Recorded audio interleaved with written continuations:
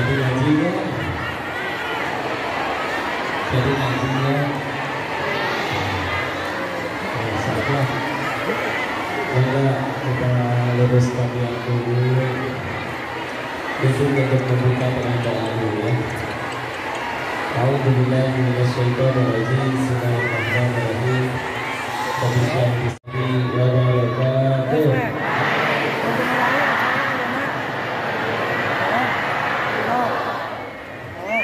Alhamdulillah. Alhamdulillah rabbil alamin.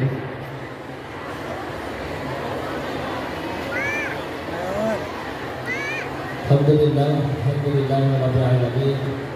Alhamdulillahilladzi arsala rasulahu bil huda wa dinil haqq liyudhhirahu 'ala dini kullih. Segala puji teruntuk hanya kepada Allah Rabb semesta alam yang atas nikmat dan karunia darinya kita bisa kumpul di sini di tempat yang baik dalam kegiatan yang baik bersama orang-orang yang baik. Alhamdulillah. Kumaha nama orang baik? Luar biasa di tanah yang lalu. Masa sunnah yang lucu, jatuh aja istilahnya ada banyak. Alhamdulillah. Dan salam semoga selalu tercurah kepada junjungan kita baginda Rasulullah Muhammad sallallahu alaihi wasallam beserta para keluarganya, sahabatnya, dan semoga Allah sambungkan kita istiqomah mengikuti sunnah-sunnah beliau sampai akhir hayat kita insyaallah. Amin ya rabbal alamin. Alhamdulillah, salam tazim, salam kenal, wabil khusus para asatidz, alim ulama, kiai, tokoh masyarakat, ustazah, siapapun hamba. Semoga pertemuan ini membuat Allah ridho, membuat kita tambah di yang lalu. Diri ini masih di lubang kehinaan, bermaksiat, tinggalnya di tempat maksiat di Thailand di sana, profesinya sebagai bandar judi, terus sama sekali tidak ada kebaikan pada diri ini. Layak Allah matikan detik itu juga waktu masih tinggal di sana. Tapi hari ini malah diizinkan bertemu kalian orang-orang baik, orang-orang soleh-solehah. Maka dimohon jika ada kebaikan yang didapat dari pertemuan ini, sama sekali bukan dari si Koko ya. Si Koko cuma hamba Allah yang terlalu banyak dosanya. Yang sekarang ini pun juga sedang berupaya mudah-mudahan diampuni dosanya gara-gara ngaji kayak ini. Ya, justru pengen doakan, terutama bagi kaum hawa ini. Saya berusaha husnuzon, mudah-mudahan ini datang ke keluarga, tapi tetap aja ya banyak anak perempuannya. Saya husnuzon, ini apa satu laki-laki bawa 3 istri atau gimana? Hah? Semangat nambah gitu. Insyaallah. Insyaallah. Bu, ngaji apa ini ada syaratnya. Wow, biasa aja. Beli merok kayak cupang. Itu kayak kiai lain mah nggak ada syaratnya. Ini siapa kiai bukan, cuma santri, tapi ada syaratnya. Tapi penting sebenarnya. Syaratnya satu, yang diingat jangan si pokoknya, tapi pencipta si pokoknya. Sepakat? Besok aku taruh dulu handphonenya. Ini pengen ngaji atau pengen apa bu? Ngaji ya. Insyaallah. Ada yang belum menikah? Dari jodohnya kayak gimana? Baru diminta lurusin dia langsung gagal. Ada yang nyari mantu? Kayak gimana nyari mantunya kayak gimana? Kalau kayak ngomong nanti pergi ke Taiwan loh. Kita cerita maha baiknya Allah ya. Dan kadang kebaikan itu gak melulu harus sesuai dengan yang kita inginkan. Kadang orang bertanya kayak gitu, Pak, kalau memang Allah itu segitu hebatnya, kenapa tidak Allah kabulkan permintaan semua orang? Masing-masing dikasih itu 10 triliun, 10 triliun, 10 triliun. Mudah tidak bagi Allah? Tapi kalau misalkan semua keinginan orang dikabul, repot, ya, bakal tambah banyak masalahnya. Contoh, apakah semua yang hadir di sini pengen sehat? Coba Allah kabul satu dunia sehat. Rumah sakit bangkrut, fakultas kedokteran tidak laku, apotik ditinggalkan, ya. Maka masalah baru. Apakah semuanya pengen kaya? Boleh, kaya itu boleh asal digunakan untuk amal soleh, ya. Kaya, saya pengen kaya kok biar bisa berangkatin orang tua haji. Bagus, amin, mudah-mudahan sih kaya, ya. Tapi kalau dikabulin satu dunia kaya semua repot. Masjid ini nggak akan ada karena nggak ada yang mau jadi tukang. Ini bapak udah gondrong semua karena nggak ada yang mau jadi tukang cukur. Priangan, tanah priangan, satu priangan sudah jadi gunung sampah mungkin karena nggak ada yang mau bersih-bersih. Pak, buangin sampah saya ini 1 miliar. Dibalas, kamu yang buang ini 2 miliar. Kamu aja yang buang ini 4 miliar. Semuanya kaya soalnya. Repot ya. Tapi ada kabar baiknya, terserah mau kayak gimana perannya di dunia, pejabat atau rakyat, bos atau karyawan, yang kaya maupun belum kaya, selagi lempeng menurut sama Allah, bismillah, balikan sama Allah. Bisa ke surga Allah. Izinnya kita ambil pelajaran. Saya pengen survei dulu, ya. Saya minta semuanya ngebayangin apa yang membuat kalian bahagia. Semuanya pengen bahagia kan? Ya. Sok bayangin. Saya sambil minum dulu boleh? Sok mau ditulis dibayangin boleh? Boleh cari satu ya.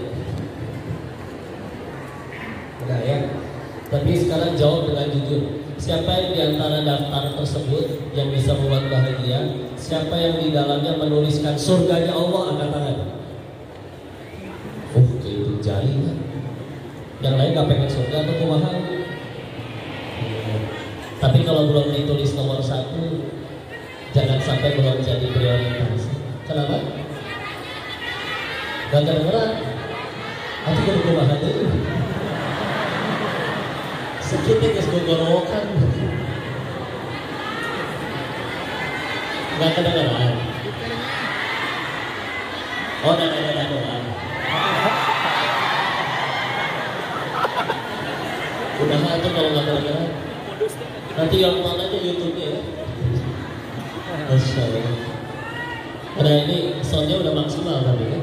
Udah, nggak bisa diapa-apain lagi. Baca gerakan bibir saya aja ya.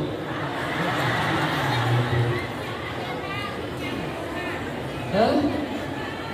Udah kasih. Lanjut ya.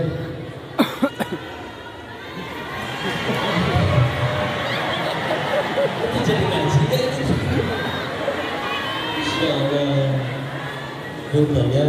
Saya menyesuaikan. Tadi diminta. Saya ketemu AA, ketemu guru-guru yang lain. Saya bertanya, atau saya pakai gamisan sorbanan boleh nggak? Jangan sama. Udah kayak biasa mau topian, kadang terkadang di pecian, kadang perlu pakai jas, enggak itu gimmick tuh. Mumpung kalau emang gara-gara itu ibu-ibu jadi pada pengen ngaji, ya alhamdulillah ya. Dan daripada menjadi playboy syariah, mendingan ngajakin ngaji ya. Ya udah balik lagi. Tadi ya diminta untuk memikirkan apa yang paling kita inginkan, ya. Maka insya Allah semuanya kalau misalkan ditanya pengen ke surga, pengen?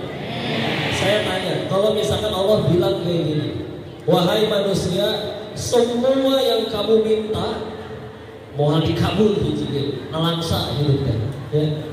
Tapi satu yang Allah janjikan, disediakan tempat terbaik di surganya Allah. Mau?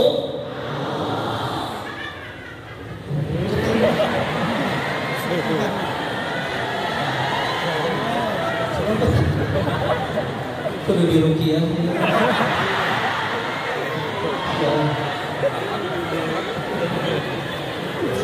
Seserian lainnya, ibu teh bunga bahagia karena ingat Allah ya. Dilanjut, Allah tanya sebaliknya, semua yang kamu minta dijamin dikabul. 5 menit minta langsung jadi kenyataan. Cuman satu yang tidak Allah berikan, tidak ada tempat untukmu di surganya Allah. Mau? Berarti aslinya kita sepakat. Walaupun kita pengen mobil, pengen jodoh, pengen jabatan, pengen villa, aslinya lebih pengen surga, betul? Betul. Nah, kabar buruknya, aslinya tuh kita nggak kenal sama diri kita sendiri. Ya, sistem pencernaan segala macam lah, nggak usah gitu. Tanya berapa jumlah gigi kita di dalam mulut, yang tahu angkat tangan. Nggak pernah gitu? Ada yang pernah gitu sebagian. Tahu yang angkat tangan berapa giginya bu? Enggak ada dulu ini gampang gitu kan. Ya. Jumlah gigi nggak tahu, jumlah rambut nggak tahu, kapan meninggal nggak tahu, nasib 5 tahun ke depan nggak tahu. Banyak kan nggak tahunya kita sama diri sendiri kan. Tapi ketika yang maha tahu menetapkan ketentuannya pada kita yang tidak tahu, lebih seringnya kita so tahu. Ya Allah yang paling tepat untuk kita yang ini kan. Makanya wajar menderita karena meletakkan kebahagiaannya pada apa yang kita mau, bukan pada apa yang Allah mau. Ya. Itu kabar buruknya. Kabar baiknya, kita itu sedang diurus oleh satu yang maha tahu. Kalau ditanya siapa yang paling kenal sama diri kita, jawabnya Allah. Ya. Allah lebih tahu tentang diri kita daripada kita kenal diri masing-masing. 2, kita juga diurus oleh yang maha penyayang. Gak mungkin Allah dengan sengaja menjauhkan yang baik dan mendekatkan yang buruk, mustahil. Ya. Maka seharusnya memang menjadi tenanglah kehidupan orang beriman. Tidak sadar hidupnya soalnya diurus oleh yang maha tahu dan maha baik. Kita naik pesawat aja, naik bus aja, tenang. Kenapa tenang? Karena supirnya, pilotnya profesional. Emang kenal pilotnya namanya siapa? Tak apa, yang penting senang, profesional. Ilmu senangnya, senangnya ini Masya Allah. Ya. Namanya nggak tahu, belajarnya nggak tahu gimana, ilmunya seperti apa nggak tahu. Senang, profesional, tenang. Di pesawat, baca majalah, lain-lain. Ya, tenang. Tiba-tiba ya. Biar nggak ganggu. Ya. Baru pas kayak gitu jemput Allah ya. Masa ya pesawatnya kudu goyang dulu baru kita jemput Allah. Dan nggak mau juga kan? Ya.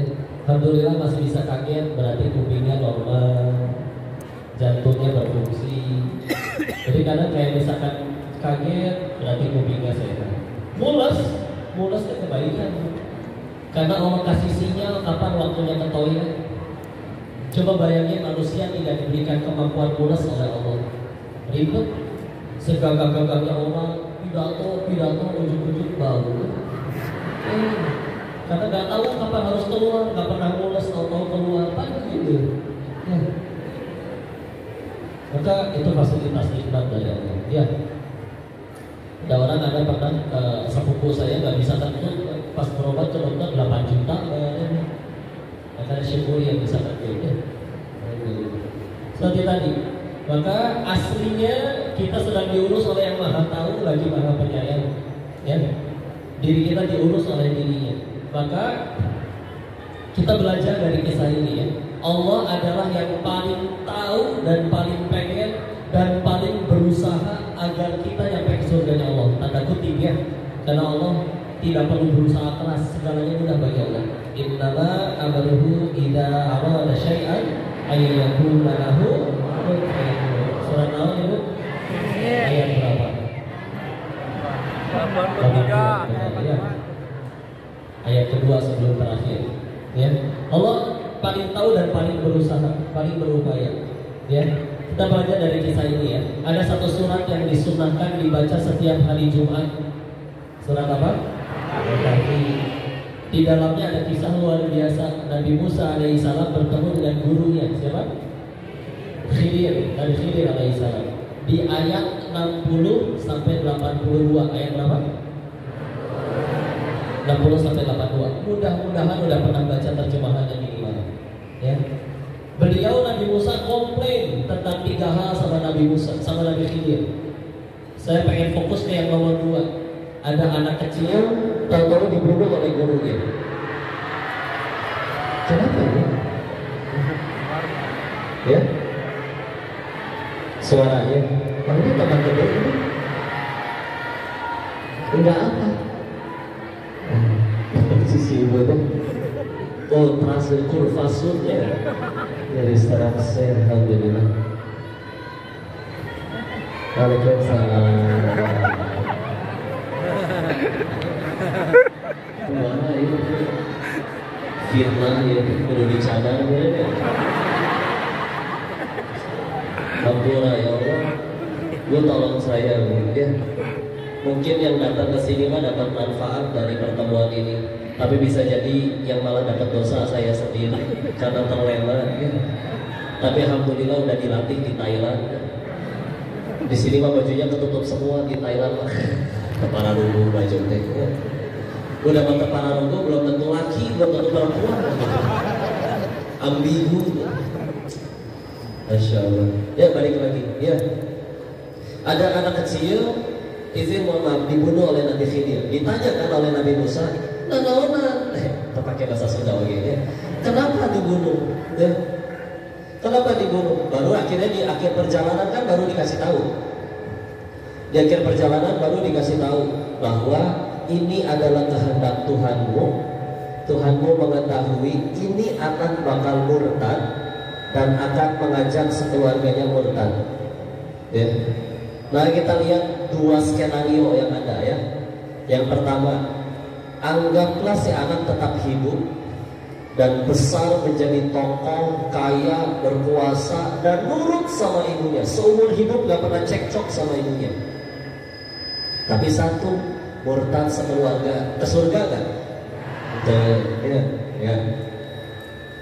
Skenario yang kedua, si anak wafat dalam keadaan masih belum akil balik, belum punya dosa, meninggal belum akil balik ke surga nggak? Surga. Ibunya meskipun dari hari si anak wafat sampai hari si ibu wafat misalkan selisih 40 tahun, dan selama 40 tahun tidak ada hari di mana si ibu tidak menangis, yang malah menangisi kepergian anaknya. Tapi satu, ia tetap terjaga iman Islamnya, tidak murtad. Meninggal masih dalam keadaan iman, ujung-ujungnya ke surganya Allah kan? Surga ya. Kalau nyampe surga ketemu gak sama anaknya? Demi Allah, apa artinya capek sebentar di dunia kalau berakhir di surga, nikmat yang abadi? Kita lihat ya, saking Allah pengennya sekeluarga ini ke surga. Kenapa tadi ini? Ini mati dulu kan?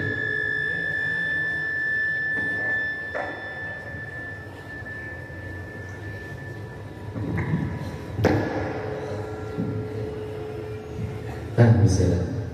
Saking Allah pengennya anak ini ke surga, sekeluarga ini ke surga, lihat Allah lebih ridho menyuruh salah seorang nabi ya, bunuh anak kecil tanpa dosa. Yang penting ini sekeluarga ke surga. Kadang seolah kayak gimana, tapi ya itu cara pertolongan Allah ya. Gini, petani aja rela panas-panasan berbulan-bulan di sawah, rela panas-panasan berbulan-bulan di sawah demi panen yang paling panennya cuma 1 pekan. Ya, gak mungkin panen berbulan-bulan. Panennya masih bentar, lebih lama nanamnya dari biji. Ya, tapi rela. Masa kita tidak rela capek sebentar di dunia ya, beberapa puluh tahun kalau nyampe itu dia umurnya demi bahagia yang abadi nanti di surganya Allah. Makanya kadang-kadang punten kalau kita ada selama ini doa, kok saya udah nonggeng, udah sujud, udah minta kepada Allah, mana nggak dikabul juga. Bisa jadi kepahitan yang sedang dialami itu cara Allah menolong kita nyampe ke surganya Allah. Beneran. Di hadis riwayat Imam Tirmidzi dan Ibnu Majah, izin koreksi kalau saya salah ya, diriwayatkan al-Qabaqala Rasulullah Muhammad SAW bersabda yang maknanya, seseorang akan berharap menggunting-gunting daging mereka sendiri di hari akhir. Kapan? Ketika mereka melihat ada orang yang hidupnya lebih pahit dari dirinya, tapi dia bersabar dan diperlihatkan oleh Allah surga senikmat apa yang menantinya. Maka mereka harap, tahu gitu saya aja yang menderita ya Allah, tahu gitu saya aja yang sakit, tahu gitu saya aja yang miskin. Kalau tahu nikmatnya senikmat itu, ya. Maka ya tenang. Kok kenapa ujiannya beda-beda? Nah, Allah tahu yang paling tepat buat kita diujinya gimana. Ibu yang ini misalkan diujinya sama suaminya, ibu yang itu diujinya menanti keturunan, bapak yang ini diujinya dari anak-anaknya. Terserah Allah udah lebih tahu. Gimana yang udah lebih kaya, hidupnya enak, bukan karena diri lebih soleh. Bisa jadi ya Allah diriku lebih lemah dibanding hamba Allah yang itu. Makanya dia lebih taat kok tapi lebih miskin misalkan. Nah, itu tanya aja ke lemah. Ya. Mungkin kita malah jadi kufur kalau misalkan kita yang diuji seperti itu, ya. Yang akhirnya tidak dititipi dunia, enggak. Dititipi dunia bukan berarti dimuliakan, dicabut dunianya juga bukan berarti dihinakan. Tenang aja. Itu sok tenang aja. Kepahitan apapun yang sedang dialami, yang habis kalah slot rungkat wae, ya. Ada yang main slot di sini? Jangan ya. Ada yang keliling pinjol, ada yang mohon maaf diselingkuhin dan lain-lain, ya. Demi Allah, pahit memang pahit, tapi kabar baiknya Tuhan kita yang maha baik tidak akan menyia-nyiakan kepahitan itu sedikit pun. Ya Allah, saya meninggal gara-gara kanker lebih awal, yang lainnya masih pada muda, sehat-sehat. Bisa jadi dia pulang ke hadapan Allah dalam keadaan diri yang lebih suci dari dosa, ya. Enggak, tenang aja. Ketika manusia sakit, Allah cabut 3 hal dari dirinya, kata Nabi. 1, senyumnya. 2, cahaya di wajahnya. 3, dosa-dosanya. Ketika orang itu sembuh, Allah kembalikan yang 2, tapi tidak mengembalikan yang 1. Allah kembalikan senyumnya, cahaya di wajahnya, tapi dosa-dosanya tidak dikembalikan. Ya rugi beneran. Kapan kita masih ngerasa rugi? Kalau memang ukuran bahagia kita ya sesuai yang kita pengen. Saya baru bahagia nanti kok kalau punya rumah segede dia. Baru bahagia nanti kalau mobilnya udah sebanyak dia. Beneran yang minta rumah, minta duit, minta harta cuma karena belum pernah punya doang aslinya mah. Kalau udah pernah punya biasa aja. Ya. Izin ya. Qadarullah kemarin sebulan teh sahur, acara sahur teh di rumahnya Arafi. Itu kalau ngobrol sama Rafathar ditanya stres karena jadi orang kayak gini teh. Anak-anak ibu pengen gak jadi Rafathar? Ya, Rafatharnya nggak mau, nggak suka saya hidup kayak begini. Ya, udah bisa. Itu anak sobor gitu, saya udah pensiun jadi artis, orang mengebet jadi artis. Ya, beneran salam sinawang dan orang yang pada pengen kaya asli alasannya mah satu, belum pernah kaya, udah gitu doang. Iya bener, udah pernah kaya mah biasa aja. Gitu Kenapa emang kaya bisa beli makanan sama aja bu, tempe sama steak yang 1,5 juta itu bedanya cuma 5 cm di sini doang. Udah nyampe sini mah sama. Sama. Beneran gak ada bedanya. Keluarnya gitu bau, tetap aja bau keluarnya. Dikira makan steak 1,5 juta jadi wangi gitu, sama aja. Sama. Ya Allah, beneran ya. Bukan berarti nggak boleh punya dunia ya, tapi segitu banyak nasihat dari hadis-hadis Nabi. Seperti misalkan suatu ketika Nabi jalan dengan para sahabat, ada bangkai anak kambing cacat. Udah mah anak kambing, udah gitu anak kambingnya cacat, udah gitu udah jadi bangkai. Mau diambil sama Nabi. Siapa yang mau ini? Sahabat yang lain menjawab, itu hidup juga kami gak mau wahai Rasul. Dijawab lagi oleh Rasul, ketahuilah dunia di hadapan Allah tidak lebih bagus daripada anak kambing cacat ini. Ya. Tapi kita mah udah satu mana ya. Beneran karena belum pernah punya aja. Ya. Di kesempatan yang lain kita tahu bahwa kata di hadis yang lain Nabi menyebutkan dunia dan seluruh isinya tidak lebih berharga daripada sehelai sayap nyamuk. Ya. Kalau lebih berharga atau seimbang, Allah tidak akan ridho memberikan segelas air pun kepada orang kafir. Maksudnya gimana? Ya. Saking dunia tuh di hadapan Allah nothing, nggak ada harganya. Ya. Makanya mau dia gak nyembah Allah, mau dia kafir, mau dia kayak gimana nggak, dunia masuk ambil aja. Saking di hadapan Allah nggak ada harganya.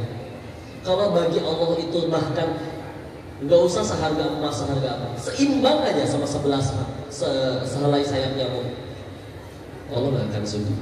Jadi jangan kembali, nggak, tenang aja. Izin ya, Si Koko so tahu ya, gara-gara Koko mah udah pernah meureun ngerasain punya uang banyak kan, tapi gara-gara halal jadi bandar judi di sana. Ya, dan tapi beneran yang kami lihat di sana teh bener-bener kayak nggak jadi bahagia beneran. Ini ngomong kayak gini tuh bukan sebagai orang yang pernah menang judi terus menang terus akhirnya kalah terus tobat, enggak, tapi dari sudut pandang orang yang jadi tidur juga duit tetap masuk, soalnya yang bikin sistemnya nih bikin sistem judi, ntar orang main ada didesain kalah, nggak usah judi lah, tahu mesin capit boneka ya, itu kalau kita beli mesinnya kan ditanya sama tukangnya, ini mau di putaran keberapa ya? Kumaha maksudnya Pak? Iya, nanti kalau misalkan di setting putaran ke-10, dia nyapitnya makin kenceng tuh. Jadi biasanya yang putaran ke-10 yang menang. Beneran, itu aja diakali. Coba kebayang kalau tiap kali putaran nyapitnya kenceng terus, atau tiap kali main ada yang menang. Ya, yang ada bangkrut, apalagi judi. Ya. Dan yang kami terima di sana, beneran, enggak. Pertama ya, awalnya memang akan terasa senang, tapi setelah beberapa kali nyoba, kayak makan aja. Makan daging pertama kali all you can eat seneng kan, tapi setelah perut kenyang dikasih daging yang sama, gumoh, mau lagi. Ya, ketika akhirnya dulu kayaknya aku akan bahagia nih, minimal kerja punya kerjaan. Kalau aku kerja pasti aku bahagia. Setelah udah punya kerjaan, kayaknya aku baru bahagia kalau naik jabatan jadi manajer. Nggak ada habisnya. Ya. Kak izin, beberapa hal yang kami lihat di sana, izin menceritakan ulang ini kembali. Ini cerita dari orang-orang yang hidup di sana. Dulu yang diri ini dapat paling top sehari cuma di 80 jutaan. Tapi kalau 80 juta kali 30 hari baru 2,4 miliar sebulan. Ya. Dan itu teh masih bandar judi biasa saya. Banyak yang lebih kaya di sana. Ya. Tapi di sana ada yang sampai per bulan nyampe puluhan miliar dan segala macam. Duit bukan masalah bagi mereka. Tapi tetap jenuh. Dan akhirnya larinya kemana? Ya di sana tempat hiburan cuma 2. Kalau nggak diskotik, kasino. Mereka dugem, mereka mabuk, mereka obat-obatan. Sadar sedikit, cerita kadang mulai bawel. Kok tiap hari kayak gini juga masih nih jenuh mudahannya. Kayaknya kok lebih nyaman waktu tinggal di Indo, kumpul di ruang tengah dikelilingin anak cucu, lari-larian. Kita aja udah kumpul di ruang tengah, tapi kan kadang nggak punya kamar lagi. Di sana nggak pengennya seperti ini. Lalu terus gimana? Ya kadang bangga juga sih anak saya kuliah di Jerman, di London, dan macam-macam. Anak yang adik-adiknya masih tinggal serumah, tapi anak kita bosan paling minta uang jajan ke warung. Anak mereka bosan ambil handphone berangkat ke Singapura, pesen tiket, gitu ya. Gak bawa baju, gak bawa motor, enggak. Dan di sana banyak mall bisa belanja. Saking uang bukan masalah. Kapan pulangnya? Nunggu bosan, bukan nunggu duit habis. Ya. Tapi gak bisa bohong. Ketika mereka habis bangga kayak gitu, sambil makan di restoran mewah, di seberang jalan ngeliat cuma restoran tenda. Pecel lele kalau di kita ya. Ngelihat ada seorang ibu disuapin makan jeruk sama anaknya, dikupasin, yang putih-putihnya dicabutin, dianterin sampai bibir ibunya, bijinya mau dilepehin, ditungguin sama anaknya, dipegangin. Itu muka irinya si bos bandar judi itu lebih terlihat iri daripada orang yang belum pernah punya mobil pengen kebeli mobil. Orang paling nggak punya mobil, ngeliat mobil, ih keren, coba selfie, foto ya, dijadiin wallpaper di handphone. Tapi masih ada harapan, saya tinggal rajin kerja bisa kebeli insya Allah. Para bandar itu dengan uang sebegitu besarnya, irinya iri ya, kayak seolah mengatakan, atau saya tuh udah kayak gini buat apa? Uang udah sebanyak ini, posisi sudah seperti ini. Nggak ada lagi yang terlalu mahal untuk dibeli, tapi demi Allah anaknya nggak pernah ngelakuin kayak gitu. Curhat mulai lama-lama. Itu anak yang di luar negeri gimana? Kalau mau jujur, terakhir nelpon kayak bulan lalu kita kayak minta duit nggak nelpon. Giliran kita orang tuanya kangen nelpon, suka sibuk nggak mau diangkat. Giliran minta duit kudu diangkat dan kudu ditransfer hari itu juga. Ganteng.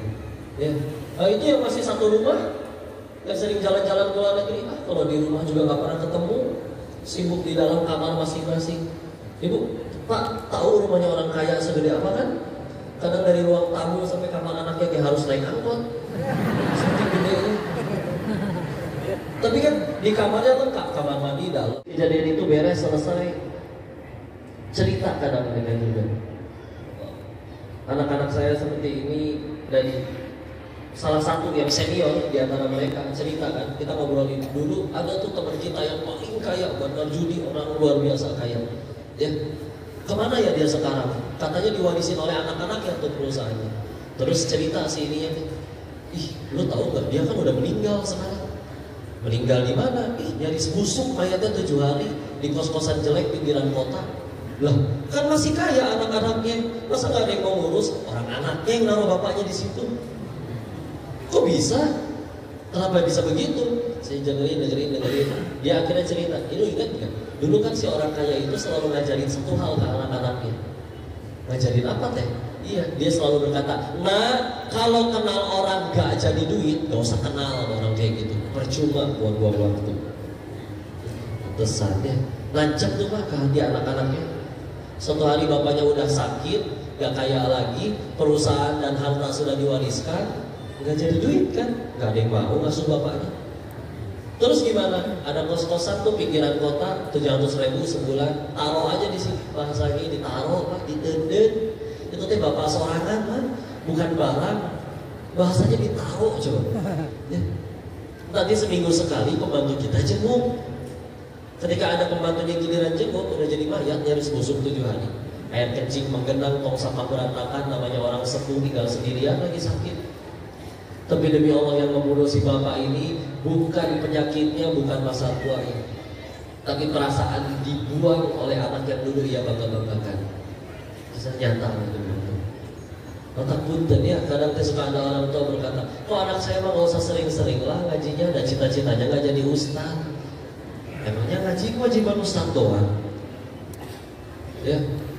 Padahal akhirnya punten, ini anak jadi kaya, jadi konglomerat, jadi orang hebat, tapi bapak ibu diperlakukan kayak film azab Indosiar. Masih dibanggain anak kayak gitu? Ya. Sampai kadang ada, ini dapat cerita salah satu ustaz di Indonesia juga. Dia cerita dulu ngajar anak orang kaya, sebulan dikasih 2 juta.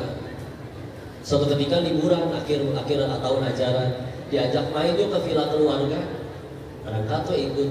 Sampai villa, ternyata di villanya piara anjing. Anjingnya teh lucu. Disuruh duduk-duduk, disuruh loncat-loncat, disuruh salaman-salaman, disuruh narik angkot. Hiperbola ya. Tapi lucu udah ditanya, ini anjing bisa gitu ya? Iya dong, kan les anjingnya. Ada les anjing? Ada. Berapa biaya les anjing? 8 juta sebulan. Jadi HP. Majikannya belajar ngaji, diajar adab 2 juta. Anjingnya dilesin 8 juta.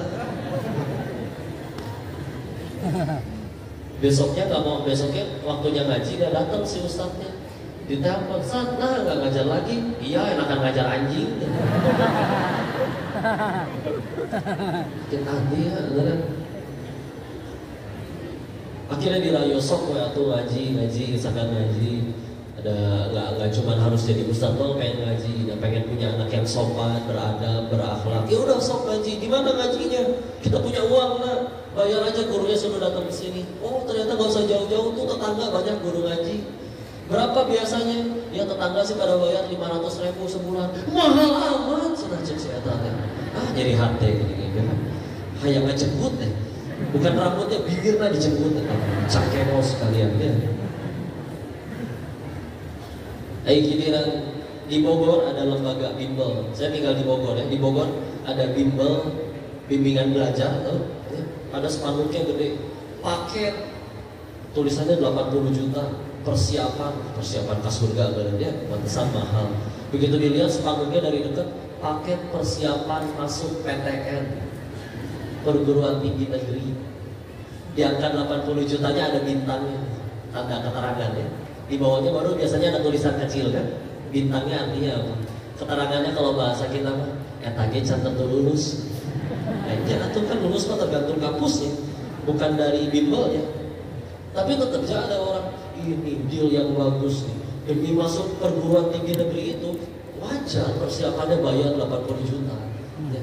Tapi demi masukin anaknya ke surga 500.000 kemahalan. Alhamdulillah, ada investasi terbaik gitu. Ya.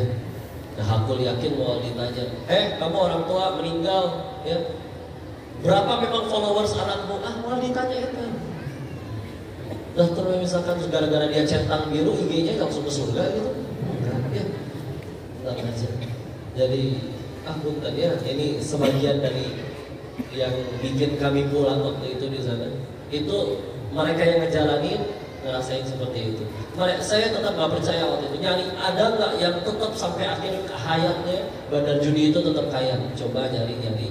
Tanya ke beberapa kasino, ketemu sama manajer-manajer yang paling lama, paling tua. Nanyain pendiri kasinonya kemana? Kalau udah mati kena HIV/AIDS. Nah, kasino yang itu kemana bos yang berdirinya? Kan udah agak gila sekarang, anak istrinya dulu minggat sama laki-laki lain. Terus yang di belakang ada kasino lagi, ya kan dikhianatin anak buahnya, sekarang masih di penjara. Ada nggak yang masih kaya sampai detik ini? Ada tuh yang itu kasinonya, rumahnya di belakangnya gede. Tapi kan anak-anaknya mati overdosis narkoba semua. Nggak ada yang nyampein, beneran. Izin saya bertanya ya, kita manusia punya keinginan tidak? Allah punya keinginan juga tidak? Punya. Allah ingin kita selamat, Allah ingin kita tentram, ya. Terus dari akil balik, gak usah, dari lahir sampai detik ini, jawab dengan jujur, kita lebih banyak ngejar keinginan Allah atau keinginan diri sendiri? Anggaplah kita ngejar keinginan sendiri, sebagian bahkan sudah tercapai. Yang pengen kaya dia ada yang berhasil kaya, yang pengen viral ada yang berhasil viral. Tapi setelah itu semua tercapai pun, apa dia langsung jadi manusia yang bahagia seutuhnya tanpa pernah sedih sedikit pun? Masih ada. Terus yuk, harus berapa kali patah hati dan kecewa lagi, baru kita sadar bahagia itu bukan pada apa yang kita suka, tapi apa yang Allah suka. Maka lihat para nabi, orang yang kejar yang Allah suka. Nabi, orang-orang soleh terdahulu, pahala lebih banyak, dosa lebih sedikit, bahkan terampuni, ujian lebih parah, tapi tetap jadi orang yang lebih baik.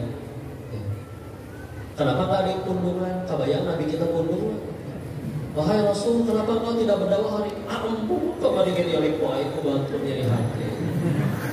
Ya Islam tidak akan sebesar ini kalau Nabi kita gampang amat.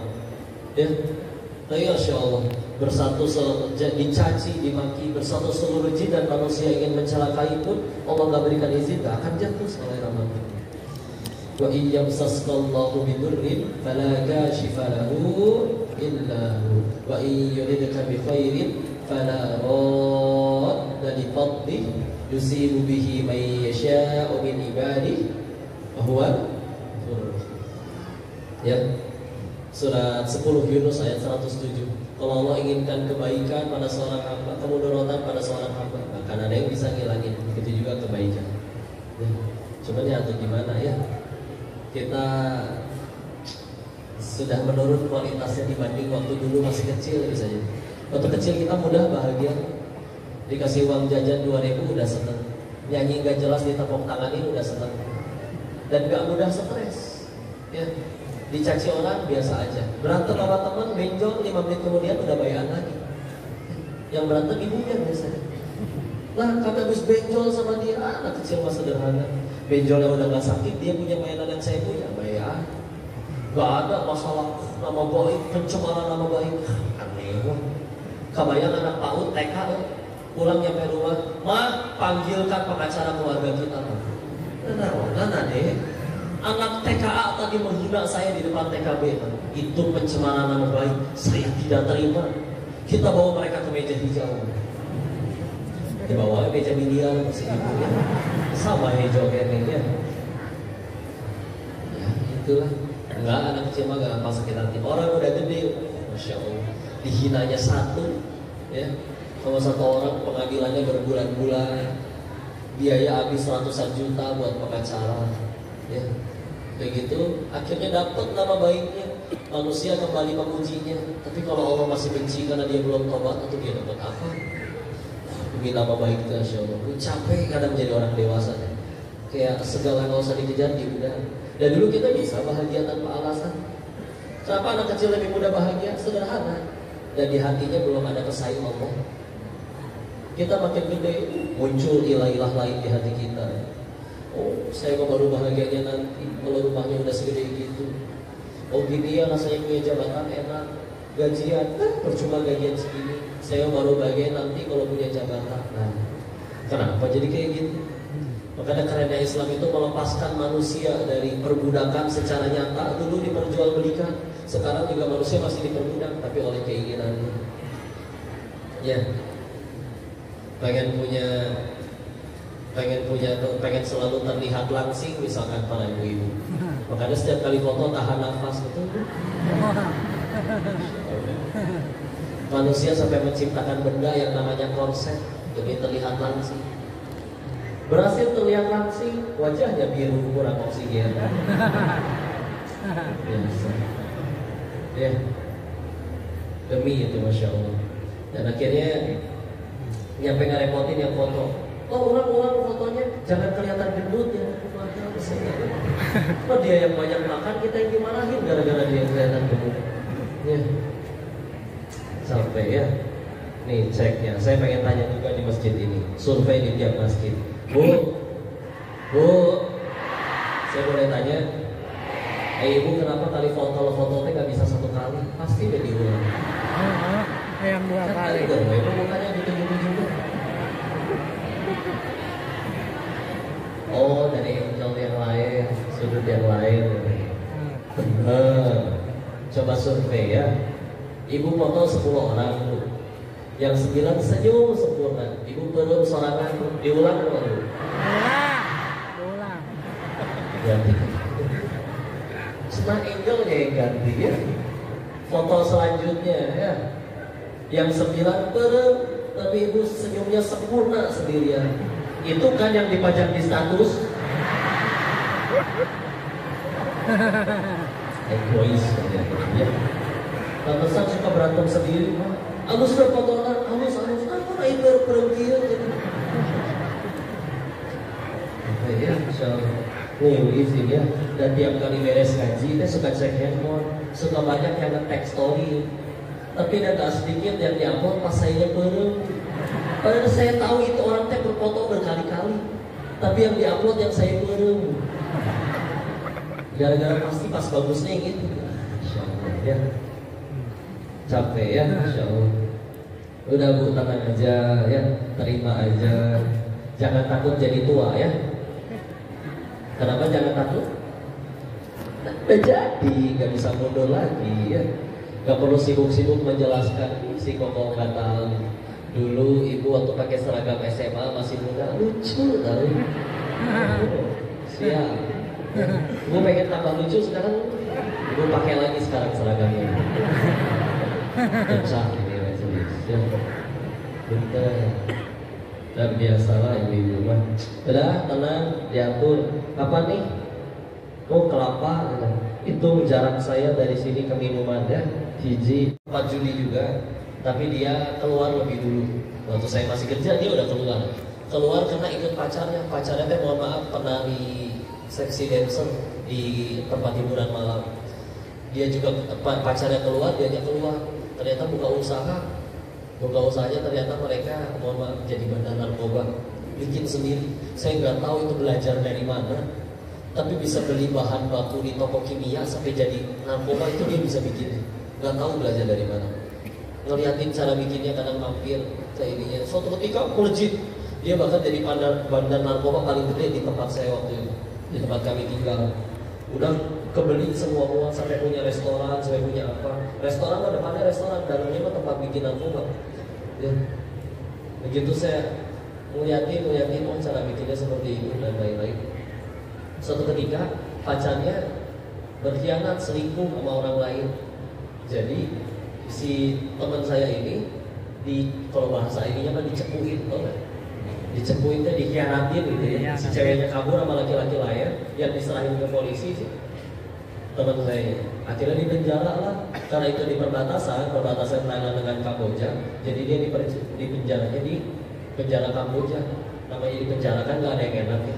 digebotin, dia apa dan segala macam. Akhirnya dia bilang, saya pengen keluar. Ini orang unik tuh, dia bandar narkoba, tapi nggak main judi, nggak main perempuan, nggak mabok-mabokan.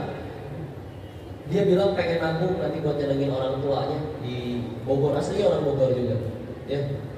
Tapi akhirnya suatu ketika ketangkep, dan ketika udah nggak tahan dengan siksaan di penjara, dia nego sama polisi yang nangkapnya. Saya pengen keluar, bapak minta berapa? Itu nominal yang diminta sama si polisi ya, senilai dengan nominal tabungan dia selama jadi bandar narkoba 5 tahun. Akhirnya benar-benar bebas lepas, tapi selama ini dia mikir, atau berarti buat apa ya saya selama ini nabung? Dikira itu uang saya, ternyata pembaktiran titipan buat ngasih ke oknum korup tersebut. Benar kan? Sebelum lewat sini nggak jadi rezeki kita. Ini kan tapi jadi tobat tak orangnya. Walaupun belum syahadat kan, tapi akhirnya jadi ngerti, seenggaknya gak usah yang kayak gitu lagi ya, karena benar-benar sadar, benar ya, udah di kantong kita aja belum kita makan, belum jadi rezeki kita kan. Benar akhirnya seperti itu ya. Saya kira itu uang saya ditabung selama ini gak foya-foya, teman-temannya yang lain mau foya-foya segala macam. Dia bandar narkoba yang budiman, narkoba budiman, karena rajin menabung dan tidak sombong soalnya. Tapi ya Allah, gitu ya. Banyak pelajaran alhamdulillah. Tinggal gimana caranya kita mau jadikan itu jalan tambah dekat kepada Allah. Silakan mau jadi apa aja bebas. Mau jadi kaya, mau jadi pejabat, mau jadi apapun boleh. Nggak harus. Asal syaratnya satu. Kapan baru jadi nikmat? Kalau jadi jalan tambah dekat kepada Allah. Naik gaji, naik jabatan, tapi dipakainya maksiat, musibah. Naik gaji, naik jabatan, tapi dengan kenaikan itu dijadikan jalan terdekat kepada Allah. Ya, benar. Yuk, jujurlah selama ini coba renungin selama ini udah ngejar apa aja dalam hidup, dan ternyata itu lebih banyak ngejar keinginan diri sendiri. Terus tanya, saya udah umur segini, belum bahagia juga. Ya. Karena emang aslinya bahagia ya hati ya, bahagia di hati, hatinya dibolak-balik oleh Allah. Terus kita mengejar bahagia tidak dengan cara yang disukai oleh sang penggenggam hati, ya pantas saja.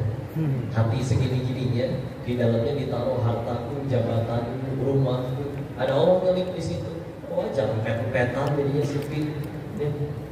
Udah sok aslama yuslim, entah itu teh Islamnya. Lepasin itu semua, tinggal pemilik segala-galanya aja, tinggal Allah. Baru lapang. Bismillah ya. Saya sudah dikasih sinyal tadi. Mungkin segitu dulu.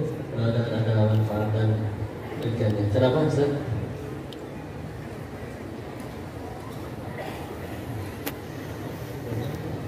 Tadi disampaikan mau sungguh dulu ya, untuk jadi pahala jariah buat kita semua, untuk mendukung dakwahnya masjid ini, Irema di sini, Ikatan Remaja Masjid.